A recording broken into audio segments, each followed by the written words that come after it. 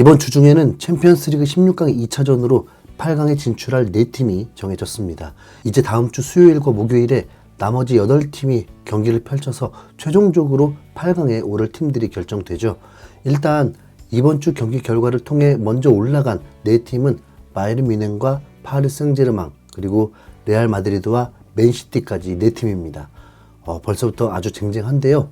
남아있는 8개 팀의 대진은 아스날 대 포르투, 바르셀로나 대 나폴리, 도르트문트 대 아인트호벤, 아틀레티코 마드리드 대 인터 밀란으로, 물론 챔스 16강인 만큼 강팀들이지만 그래도 이 앞쪽 4팀보다는 무게감이 살짝 떨어진다는 느낌이 있죠. 어쨌든 어제 뮌헨과 파리에 이어서 오늘은 레알과 맨시티가 8강 진출을 확정했는데 한번 훑어보기만 하겠습니다. 맨시티는 홈으로 코펜하겐을 불러들여서 3대1로 가볍게 승리했습니다. 1차전에서도 3대1로 승리했다 보니까 종합 스코어는 6대2였고요. 경기가 시작한 지 10분도 안 돼서 아칸지와 알바레즈가 연이어 득점을 하면서 이미 2대0으로 앞서가던 맨시티는 전반 29분에 코펜하겐의 만회골이 터졌지만 후반전이 오기 전에 혼란이 바로 받아치면서 승리의 쐐기를 박았죠. 지난 월요일에 맨유와의 더비에서 출전했던 필 포든, 카일 워커, 벤 실바, 데브라이너가 벤치에서 대기를 하고 있었는데 굳이 이 선수들이 출전할 필요도 없이 가볍게 이겨버린 맨시티입니다. 왜 현재 프리미어리그 2위임에도 불구하고 우승 확률이 리버풀보다 더 높은지 제대로 알 수 있게 해주는 경기가 됐네요. 참고로 홀란은 코펜하겐전 득점으로 챔스 무대에서 6번째 골을 넣게 됐는데 뮌헨의 케인, 파리의 은바페와 똑같이 6골로 치열한 챔스 득점왕 경쟁을 하게 됐습니다. 자, 한편 독일의 라이프치히와 붙은 레알 마드리드는 자신들의 홈에서 의외의 졸전을 펼치면서 1대1로 비기고 말았는데요. 1차전이었던 라이프치히 원정에서 1대0으로 승리했던 덕분에 종합 스코어 2대1로 8강에 진출하긴 했습니다. 물론 라이프치히는 슈퍼컵 결승에서 뮌헨을 3대0으로 꺾었던 저력 있는 팀이라서 결코 만만한 상대는 아니지만 분데스리가에서는 5위로 다음 시즌 챔스 진출이 간당간당하다고 봐야 되거든요. 라리가 1위를 달리고 있는 레알이 자신들의 홈구장인 베르나베우에서라면 제압을 해주는 게 맞았습니다. 그러나 예상과는 반대로 라이프치히가 레알 마드리드를 몰아붙이는 느낌이 들었는데 점유율이 46대 54로 거의 비슷했고 슈팅 개수는 오히려 20대 11로 라이프치히가 레알의 2배 정도였습니다. 물론 유슈팅은 4대 3으로 별 차이 없었지만 2점 차 이상으로 이겨야 했던 라이프치히가 매우 적극적으로 경기에 나선 거죠. 그러던 후반 64분에 레알 마드리드가 벨링엄과 비니시우스의 환상적인 2인 역습으로 선제골을 넣었습니다. 급해진 라이프치히는 더 거세게 몰아붙이면서 4분 만에 동점골을 터뜨렸지만 이후에 추가 득점 없이 마무리되면서 결과적으로 레알이 8강에 진출하게 됐습니다. 그래도 레알 팬들 입장에서는 찝찝한 느낌이 들 수밖에 없는 경기였죠. 이러나 저러나 8강에 진출한 4팀을 보면 절로 고개가 끄덕여지는 팀들인데 김민재가 가자마자 거의 무관이 확정된 뮌헨이 제발 챔스에서라도 그 저력을 보여주길 간절하게 바라게 되네요. 자, 한편 한국 팬들 입장에서는 뮌헨이 라치오에게 3대0으로 손쉬운 승리를 거뒀지만 김민재가 아예 출전하지 않았다는 점이 좀 거슬리는 게 사실입니다. 왜냐하면 그냥 단순히 휴식 차원이 아니라 왠지 모르게 나이어와의 경쟁에서 밀렸다는 느낌을 주기 때문이죠. 솔직히 이게 정상이라고 보지는 않지만 자꾸 독일 매체인 키커에서 김민재를 저평가하고 반대로 다이어를 띄워주다 보니까 김민재가 더 잘한다는 사실과는 별개로 감정적으로 기분이 상하잖아요.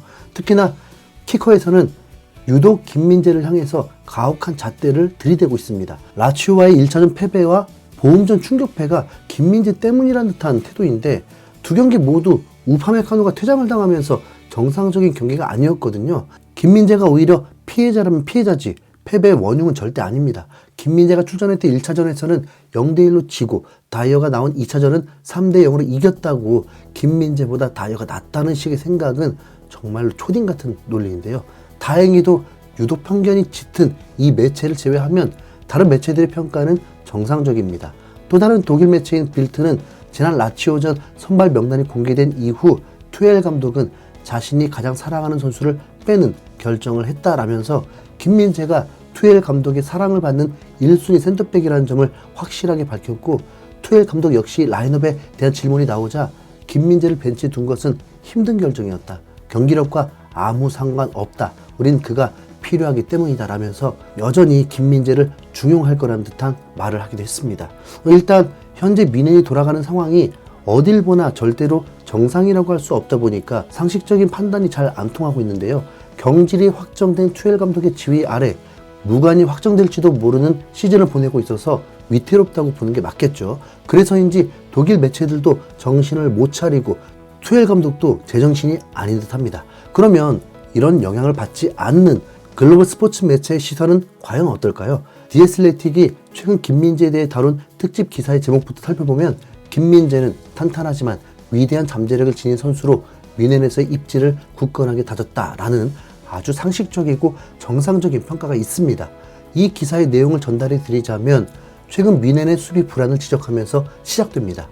토마스 투엘은 바이에른 뮌헨이 지난 7경기에서 클린시트를 기록하지 못한 것에 대한 질문에 수비수들의 연속성 부족 원인으로 꼽았다. 그는 라치오와의 2차전 전날 우리는 오랫동안 변함없는 포백을 구성하지 못했다라면서 최근 몇 달 동안 부상과 출전 정지가 많았다고 지적했다라면서 수비수들이 계속 번갈아가며 다치고 퇴장을 당해 일관된 포백 라인을 구성하지 못했던 게 수비 불안의 원인이라고 밝힌 겁니다.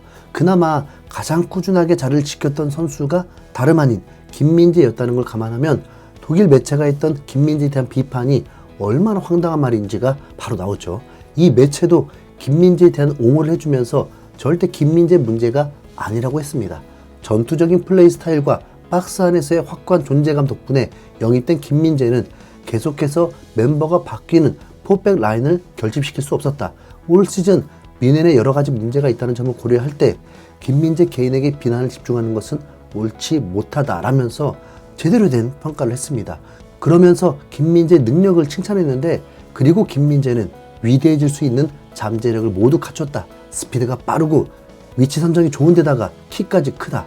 공을 중원으로 몰고 나갈 수 있고 패스 실력은 엘리트 레벨이며 인터셉트는 90분당 2.18개로 유럽 5대 리그에서 상위 1% 수준이다라면서 김민재가 전 세계 최고 수준의 센터백이라는 걸 객관적인 수치를 곁들여서 설명했고요. 이어서 아직 올 시즌이 끝나지는 않았지만 이적 첫 시즌 활약에 합격점을 주면서 자기 감독 밑에서도 주전으로 활약할 거라는 긍정적인 전망까지 했습니다.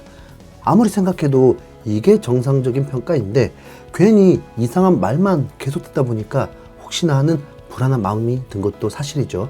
분데스리가에서 김민재가 보여준 최고 속도가 시속 34.32km로 다이와는 비교도 안 되고 패스 성공률도 95%로 리그 전체 2위입니다.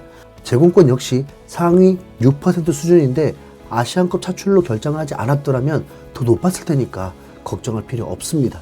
지금은 김민재가 이상한 게 아니라 뮌헨과 투엘 감독, 독일 매체가 이상한 거니까 올 시즌 챔스에서만 최선을 다하고 차기 감독에게 기대를 걸어보면 되겠죠?